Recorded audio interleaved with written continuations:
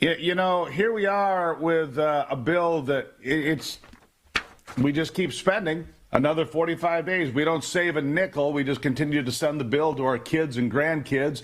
The first bill, by the estimation of me and most conservatives, was far better, wasn't it? It really was. I mean, it cut spending. It put in place border controls. No money for Ukraine.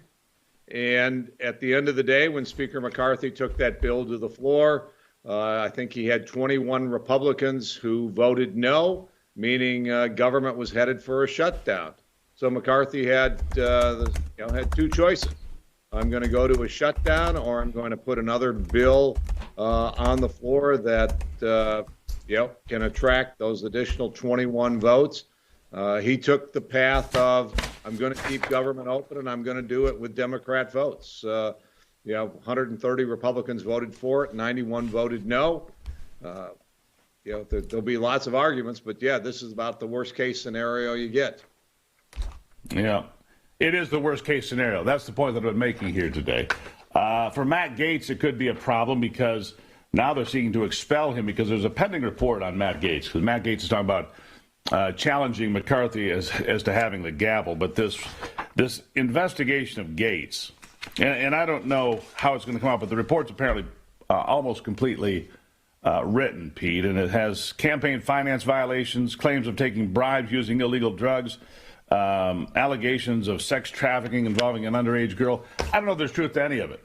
The report is coming, but there are some Republicans that are irritated, rhinos, I'm sure, some of them, that are ready to take Matt Gaetz out because he stood his ground. But in the end, we got a bill that wasn't as good.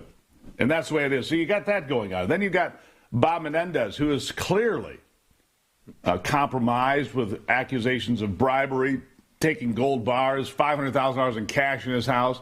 I see that Gavin Newsom moved quickly to replace Dianne Feinstein with another far-left senator from California. It doesn't surprise me.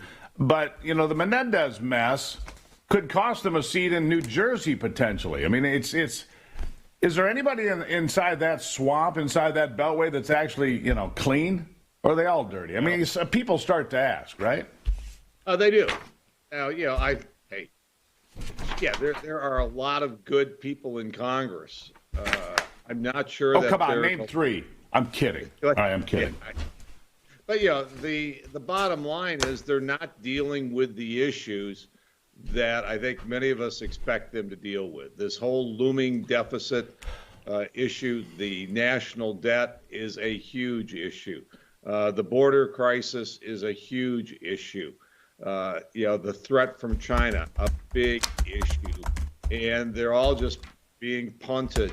They're all being pushed aside. This latest spending measure does exactly that. It keeps the government moving in exactly the same direction that it's been moving for really since 2010.